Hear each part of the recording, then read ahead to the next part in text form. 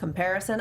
Chat wants to know if we think that Oliver and Laurel will ultimately end up together because of comics canon, because evidently there are other after shows that hold that opinion. Guys, we aren't other after shows. We don't all have the same opinions. And since when does this show care about comic canon? Yeah, I would say... Look how many cares it does not give.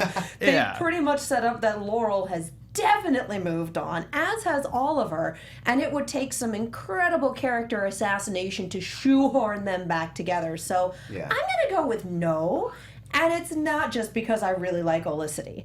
Even if they broke up, Laurel and Oliver is a ship that has sailed and torpedoed and sunk and doesn't have any buried treasure to dig up, so there's really no reason to go back to it. There was actually an interview with Katie Cassidy, and someone had asked her about Walliver's, how they shipped it out. I was like, okay, whatever. Either way, she had said that... Because it's funny. Yeah, well, she had said she didn't know, but one of the things she said is you'd also have to deal with the fact that they're all in the same crew, and unless Felicity departs, like exactly. Why would you do that to your friend? Now there goes a circle of trust. How are you going to work together when I can't trust you around my man? Right. Yeah, but I think there is a certain cross section of the fan community that is going to be really, really angry anytime anything happens that isn't exactly like the books. And this look, is true. I'm the first guy to go every time they do something, no matter how tiny, that I recognize from comics. I'm like, oh, give me more. That's amazing. Right. But there are more important things, far more important things at the end of the day than absolute slavish fealty to the source material. Well, even some of the producers, sorry to cut you off, I would say some of the producers that even said, look,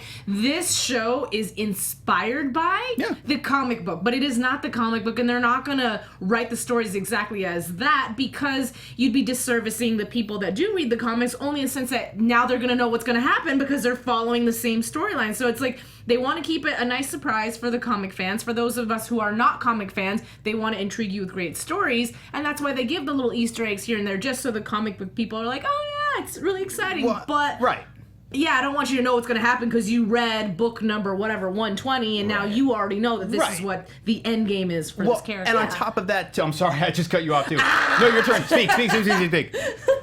They've established their own universe here. It's inspired by, not an adaptation of. Correct. It's not like, I've read the books, I know what's going to happen in the movie. It's completely different. Yeah, exactly. And I think the biggest reason that these characters have all lasted so long, I mean, Green Arrow was created in the 40s, you know what I mean? The reason these characters still exist and have managed to sustain themselves is because there are so many, similar in many respects, so many different iterations of all of these characters, and each one is equally valid. So I don't see them not ending up together as something that you should condemn the entire thing over. Right. Yeah. We've got a couple of comments in chat about it. Asheen Gill says Katie Cassidy herself has said that she ships Olicity at this point.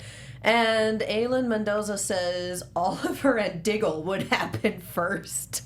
Nice. Digiver? You know, there was actually an interview with Emily Bett Rickards, and she had said for the longest time, she didn't even know what Olicity was. I mean, she's so busy working anyways, so she didn't realize that fans had become so involved and really in love with the idea of the two of them together. So she thought that was really cool. And one of the other things she said is that she loves working with Stephen Amell, obviously, but she says it's like one of her favorite things because obviously they've had a relationship now just as friends for 4 years, so now being able to work together on set in such a close manner in this relationship is just so much fun. And I was like, yeah, it'd be fun working with him too. They've got the chemistry. Oh, absolutely. They have the on-screen chemistry for it. Like, no offense, wifey, but I slightly like Emily Bett Rickards better.